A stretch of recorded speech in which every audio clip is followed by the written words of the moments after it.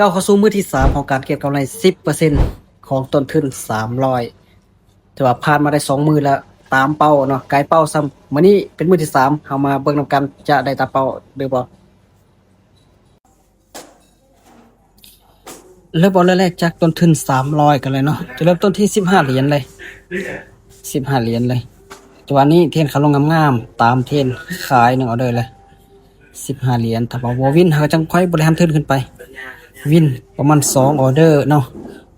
2ออเดอร์มีกำไรตามเป้าแน่นอนเลยสังเกตตอนนี้ต้นทุนเฮาก็ออกไปแล้ว15เหรียญ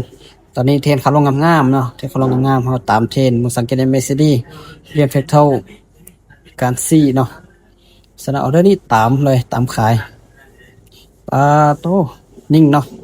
ตราค่อนข้างว่านิ่งโอ้ลงงามเลยจังหวะนี้ลงงามจังหวะนี้ลงงามค่อนข้างว่าตามเทรนใน210จัดไปเอาแรกโอเคจัดเอาแรกบวกมาที่14เหรียญแล้วเนาะบวกที่14เหรียญก็ถือว่าการอะไรก็เสียจากรอบนี้นะรอบต่อไปก็จะไปประมาณ18เนาะเดี๋ยว20เลยก็ได้ไป20เลยก็ได้เพิ่มทุนขึ้นไปเนาะ20เลยมาว่ากำไรตามเป้าหลายเลยละแต่ว่ามื้อนี้ค่อนข้างว่าไปไม่ใหญ่เด้อซื้อขึ้นไปเอาด้านนี้ซื้อขึ้นไป